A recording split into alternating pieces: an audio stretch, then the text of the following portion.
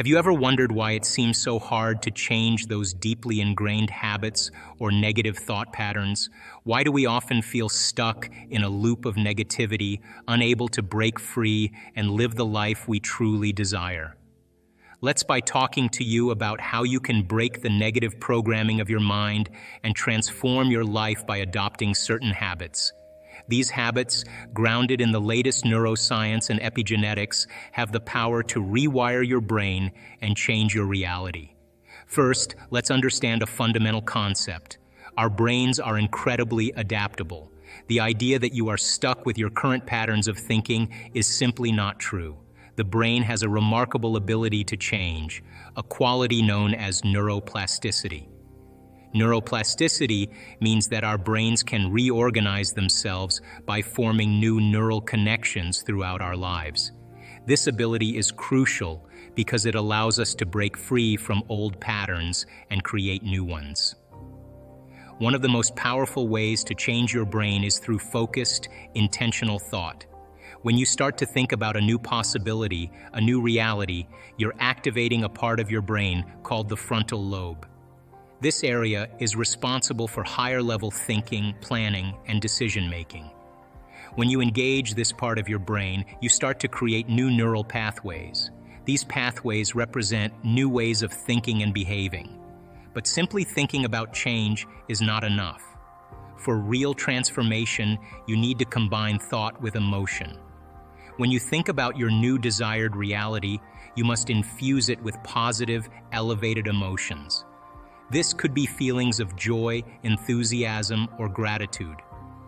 The combination of a clear intention and an elevated emotion creates a powerful force for change. It signals your brain and body that something new is happening, and it begins to shift your state from living in the past to living in the future. One habit that can help you break negative programming is practicing daily meditation. Meditation allows you to focus your mind and emotions on a desired outcome. During meditation, you visualize your ideal future, experiencing it as if it is happening now. This practice strengthens the neural connections associated with your new reality. It also helps you become more aware of negative thought patterns that may arise, giving you the opportunity to replace them with positive, constructive thoughts. Another effective habit is journaling. Writing down your goals, desires, and the emotions you want to experience can significantly impact your brain's wiring. When you put your thoughts on paper, you're engaging the creative part of your brain and reinforcing your intentions.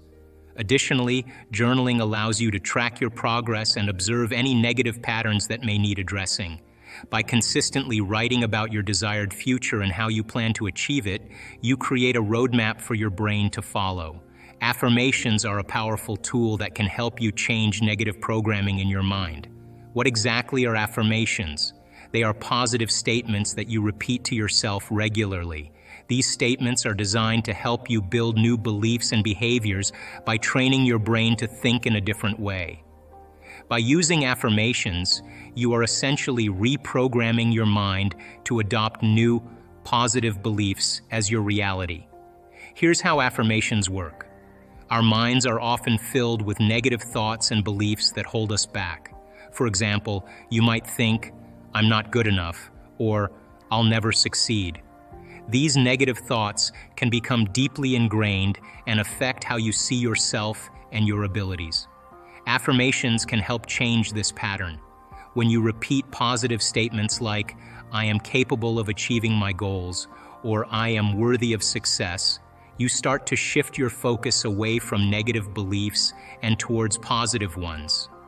The key to making affirmations effective is to repeat them regularly.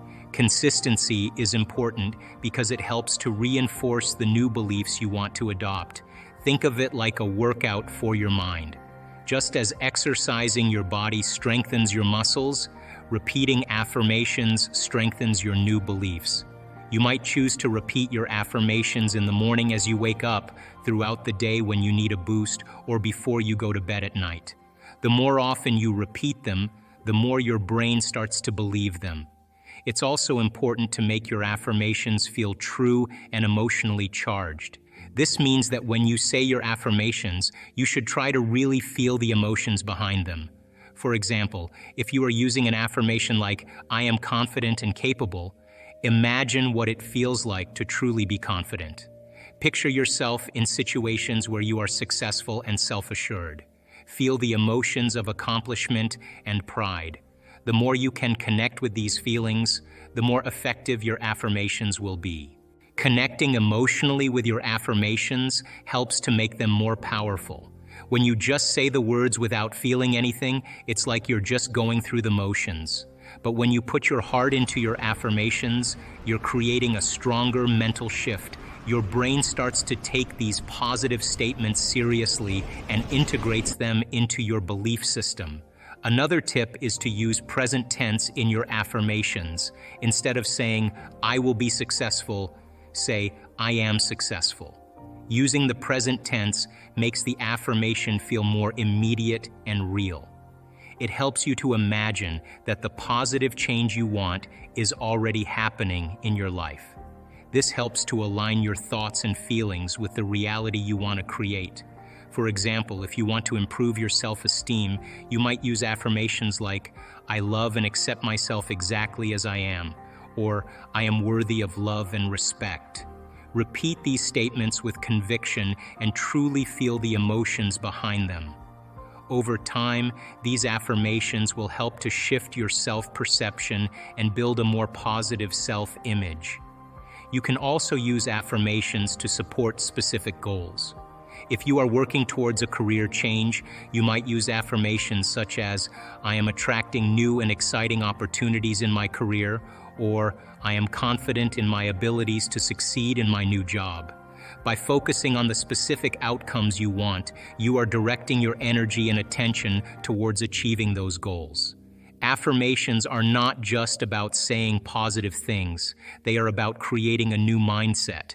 They help you to focus on what you want to achieve and build the belief that you can get there. When you consistently use affirmations, you begin to change your internal dialogue and the way you see yourself and your potential. Visualizations are closely related to affirmations, but involve a more immersive experience. When you visualize, you imagine yourself living your ideal life. You see the details, feel the emotions, and engage all your senses in the experience. This practice creates a vivid mental image that your brain starts to accept as reality. Over time, this mental image influences your behavior and decisions, helping you to align with your desired future. Consistency is key in all these practices. Just like learning a new skill or forming a new habit, changing your brain requires regular, sustained effort. Set aside time each day for meditation, journaling, affirmations, and visualization. This daily practice will reinforce the new neural pathways you are creating and help you stay focused on your goals. One of the challenges in breaking negative programming is dealing with old habits and triggers. It's easy to fall back into old ways of thinking and behaving, especially when faced with stress or difficult situations. To overcome this, it's important to be aware of your triggers and develop strategies to handle them. When you recognize a negative thought or behavior, consciously choose to replace it with a positive alternative. This process of catching yourself and redirecting your focus is crucial for breaking old patterns. Creating a supportive environment is also essential. Surround yourself with people who encourage and support your growth. Seek out communities or groups that share your goals and values. Positive influences and supportive relationships can provide motivation and reinforcement as you work to change your programming. Another habit that can really speed up your transformation is practicing gratitude. Gratitude is more than just saying thank you. It's a powerful tool that changes the way you see your life. When you practice gratitude, you shift your focus from what's missing or what you don't have to what you already have and what's going well in your life. This simple shift in focus can have a huge impact on your mindset and overall well-being. Let's break this down. Often we get caught up in thinking about what we lack. whether it's material possessions, achievements, or even qualities we wish we had. This focus on what's missing can make us feel like we're never quite satisfied or happy. We might think, if only I had that job, or if only I could lose that weight. These thoughts keep us in a state of longing and dissatisfaction. Practicing gratitude helps you move away from this negative mindset. When you start to pay attention to the good things in your life, no matter how small, you begin to see the abundance that is already present. It could be something as simple as a beautiful sunrise, a kind word from a friend, or even a warm cup of coffee in the morning. By focusing on these positive aspects, you train your brain to recognize and appreciate what you already have. This practice of gratitude can be done in many ways. One effective method is to keep a gratitude journal. Every day, write down 3 to 5 things you are grateful for. They can be big things like a supportive family, or small things like enjoying a good book. The key is to be specific and sincere. Over time, this habit will help you develop a habit of seeing the positives in your life. Another way to practice gratitude is through meditation. During a gratitude meditation, you sit quietly and think about the things you are thankful for. You can visualize each thing, and as you do, allow yourself to really feel the warmth and happiness associated with it. This practice not only makes you more aware of the good things in your life, but also helps you build a positive emotional state. When you regularly practice gratitude, you create a positive feedback loop. The more you focus on what you're grateful for, the more your brain starts to look for other things to appreciate. This shift helps you develop a mindset of abundance, where you start to feel that there is plenty of good in your life. You begin to notice opportunities and positives that you might have missed before. This positive emotional state supports your new programming by reinforcing the changes you want to make. When you are grateful and focused on the positives, you are more likely to stay motivated and optimistic. This mindset makes it easier to overcome challenges and stick with new habits. It also helps you to feel more connected to your goals and more confident in your ability to achieve them. In addition to the habits we've discussed, it's really important to focus on your self-talk. Self-talk is the way you talk to yourself, and it has a big effect on both your mind and body. The language you use with yourself can shape how you feel, how you think, and even how you behave. If you constantly use negative words and phrases, it can make you feel bad and hold you back. On the other hand, positive self-talk can boost your confidence and help you move forward. Think about it this way: if you were talking to a friend or someone you care about, you would probably be encouraging and kind. You wouldn't criticize them harshly or put them down. You'd offer support and help them see their strengths. This is the same approach you should take with yourself. Start by paying attention to how you speak to yourself. Notice when you think or say things like, "I can't do this," or "I'm not good enough." These kinds of negative statements can create a cycle of self-doubt and low confidence. Instead, try to replace these negative thoughts with positive, empowering ones. For example, instead of saying, "I'm terrible at this," you could say, "I'm learning and improving every day." One way to make this change is to practice self-compassion. This means treating yourself with the same kindness and understanding that you would offer to a friend. When you make a mistake or face a challenge, remind yourself that it's okay to be imperfect and that everyone makes mistakes. Use encouraging words like, "I'm doing my best," or "I can handle this." Finally, be patient with yourself. Changing deeply and feel grateful, you feel a love for life, you feel a joy for existence, you feel a passion for the moment. You will not be looking for your future because you'll feel like it's already happened. It's the moment that we start feeling those self-limiting emotions, that we feel separation, and then we start looking for it again. Well then, if you're waiting, you're not creating, you're in separation again. So then, whatever it takes for you to move into a state of being. And what is a state of being? Thoughts are the vocabulary of the brain. Feelings are the vocabulary of your body. How you think and how you feel creates your state of being. So then, if you wake up in the morning and you come back to your senses with a clean slate, and you say, I don't feel anything, and you say, well, let me start thinking about all the problems in my life. Well, all those problems are connected to different people or different objects or things at different times and places. The moment you remember your problems, a memory is a record of the past. You're thinking in the past. Every one of those problems has an emotion associated with them. So all of a sudden you start feeling unhappy, you start feeling bitter, you start feeling frustrated. So now your body's in the past. So then most people then create a state of being that's connected to their past. And if they're in the familiar past, then they are going to crave the predictable future, and they're going to fall back into routine. So then we want people then to get very clear on that vision of their future, however they do it, and begin to combine that clear intention with an elevated emotion. And the stronger the emotion they feel from the vision they're creating, the more altered they feel inside of them, the more they're going to pay attention to the pictures in their mind. And now they're remembering their future. And biologically, it's exactly the same as remembering your past. In fact, if you're not being defined by a vision of the future, it means you're making your past more real than your future. So how many people in this audience have a clear vision of their future? You see, you think 60 to 70,000 thoughts in one day.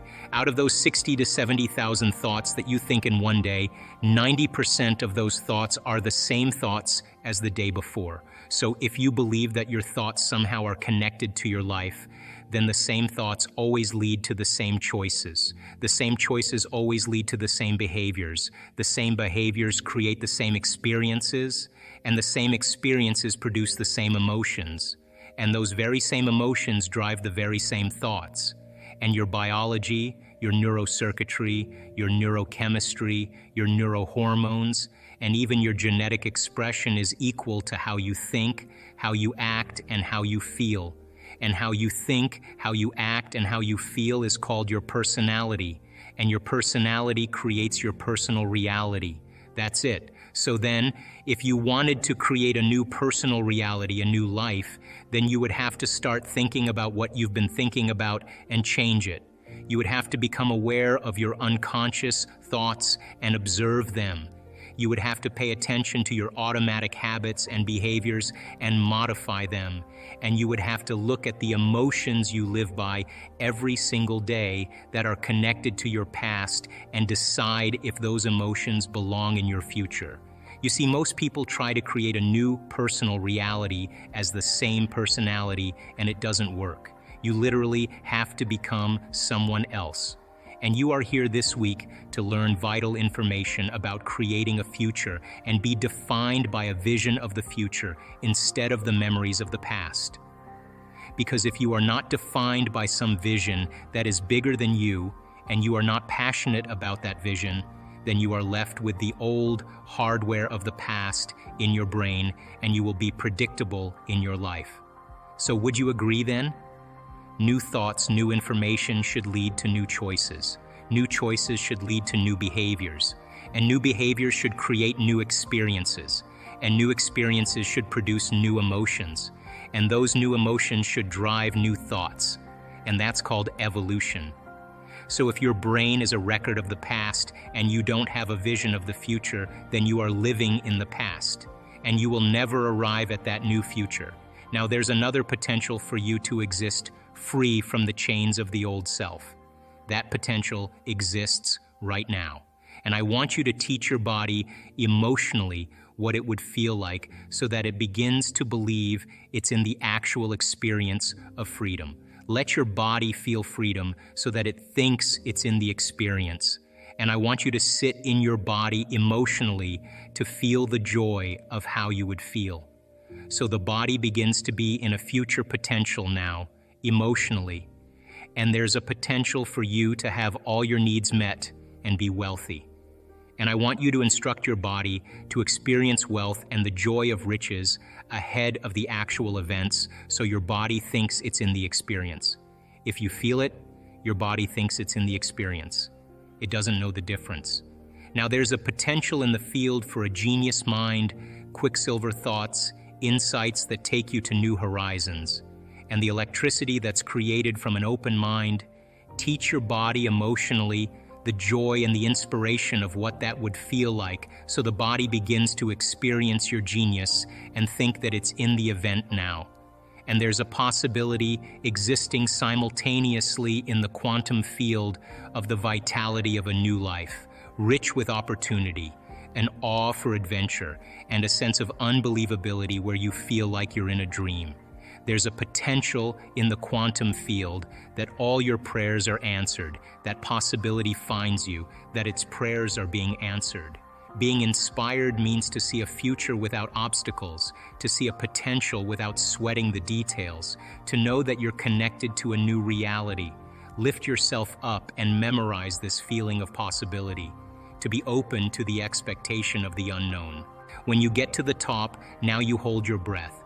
And when you hold your breath, you contract those intrinsic muscles, and you begin to lift those muscles up, and you begin to compress those muscles, and you begin to push that cerebral spinal fluid up into your brain. So then why do I ask you to inhale and hold your breath? Now, this isn't inhaling and turning purple and pushing. If you're doing that, you're doing it wrong. It's a slow, steady breath, and you follow that breath all the way to the top, either to the top of your head, or you put your awareness on where that pineal gland is between the back of your throat and the back of your head. Now, when you inhale, that inhalation is very slow and very steady. It's not a big inhalation and pushing. It's a slow, steady breath, and you're contracting these muscles and coordinating it, and you're following your breath all the way to the top of your head. And when you get to the top of your head, I'm going to ask you to inhale a little bit more, and as you pull up, you're going to lock these muscles down even further, and you're lifting them up. Once you lift them up and you have your attention either on the top of your head or the space that your pineal gland occupies in space, I'm going to ask you to lock those muscles down and pump, squeeze, or push. And I want you to push that fluid up into your brain by squeezing the muscles. Not by holding your breath harder, but by squeezing those muscles. I want you to begin to pump that fluid and begin to compress up against your pineal gland. When you do this breath, you have to demonstrate a will that's greater than any program. You have to find a level of intensity or a level of passion that's greater than the body as the mind, or any addiction to any emotion. You have to be inspiration, the movement of energy. Don't be afraid of it. Just surrender into it. For some people, their body will do unusual things. That's information trying to be integrated into it. Don't be afraid of it. Just surrender into it. If your body does weird things, more than likely that's energy moving to your brain. If you have a lapse of consciousness, or you all of a sudden find yourself on the ground, that's energy moving into your brain. It's happened to me numerous times. It's a sign that you're getting close, or at least doing it correctly. Now, where you place your attention is where you place your energy. So you want that energy to move right to the top of your head. Inspiration, the movement of energy. You have to find a level of intensity or a level of passion that's greater than the body as the mind, or any addiction to any emotion. Don't be afraid of it. Just surrender into it. On a Sunday morning, while she was in the shower, her husband said goodbye to his 2 children, yelled something to her while she was in the shower, and then went to the tallest building in Amsterdam and jumped off the building and committed suicide. Now that is a stressful event. And when she got the news, she experienced all the emotions that people experience from something that's shocking and traumatic like that. She was suffering. She was in pain. She was resentful. She was guilty. She was confused. She was angry. She went through the whole gamut of emotions. And all of those emotions, by the way, are derived from the hormones of stress. So she has an event in her life. It changes her biologically. She doesn't know how to control her emotional reaction. It turns into a mood, one long emotional reaction. If you keep reviewing that event in your mind, you begin to produce the same chemistry in your brain and body as if the event was occurring. So her body is being conditioned to the past because she's reliving the experience 50 to 100 times in a day, and her body is beginning to believe it's in the same past experience over and over again. It ultimately goes from a mood to a temperament, and now people are asking her in her life, why are you so upset? She tells the story, and she's basically saying, I am this way because of this event that happened to me 4 months ago. So then if we keep that going for extended periods of time and those emotions are driving our thoughts and we can't think greater than how we feel, our feelings have become the means of thinking. We're thinking in the past, and now we're stuck in our biology. So one day she wakes up and she's completely paralyzed from her waist down, and she can't get out of bed, so they rush her to the hospital. They do MRIs, they do all the tests. They can't find anything significant with her, so they just diagnose her with neuritis. And so now she's bedridden, and she cannot literally get out of bed. So now she can't work, she can't take care of her children.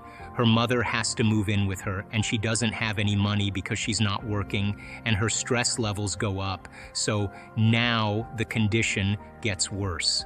As her stress levels go up, it's the same chemicals of stress that are knocking the brain and body out of balance, signaling the wrong genes in the wrong way. And another few months later, she develops these huge ulcerations in all the mucous membranes of her body, in her mouth, her throat, her upper stomach, her bladder, her vagina, her anus. She's got these huge ulcers. Now she can't eat, and if she can't eat, she's knocking her body now out of chemical balance even more, and it hurts. So now she's spiraling downward, and then she finally starts noticing her symptoms getting worse, and she goes to the doctor, and they diagnose her with esophageal cancer. Now, the moment she gets the diagnosis of esophageal cancer, now she gets even more stressed, and she's in fear now, and she realizes that her children may not have a mom. And so she came to one of our workshops, and I remember specifically because she came in with crutches and a wheelchair and a walker, and she sat on the left side of the room.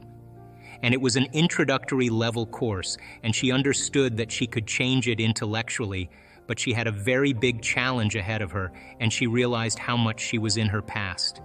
She had a vision of her future, like she wasn't visualizing anything, she just got a very clear vision, and she was so excited that she went home and she did her meditation every single day. Now she understood that she had to upregulate new genes and downregulate genes that had to do with her disease, and that every day she had to knock on the genetic door. Now, the first thing I want to say is that I'm certain that there were days that she didn't feel like doing her meditation, and she did that anyway. She did it anyway. There were days where she had a tremendous amount of doubt, and she didn't think it was possible, but she did her meditations every single day.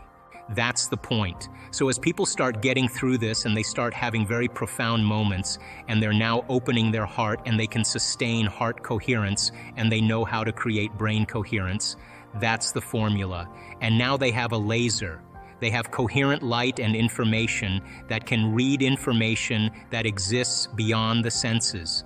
And the pineal gland, once activated, will transduce it into profound imagery.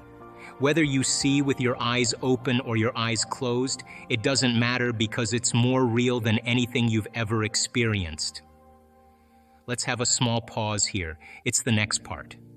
Dr. Zhou is going to talk about his research about the 4 states of matter.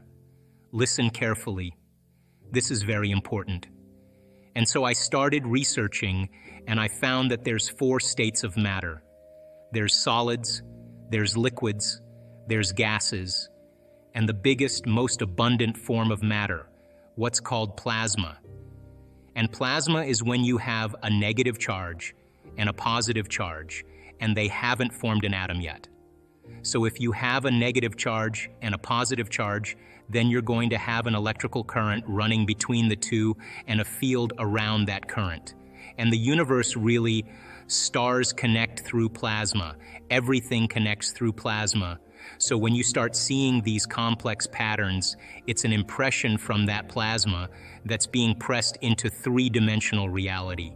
And so if you take 3 stones, right, and you drop them at the same time into a plate, and you freeze the water in the plate, and those 3 stones fall, and they start producing concentric rings, and they start interfering with each other, you're starting to get complex pattern of interference.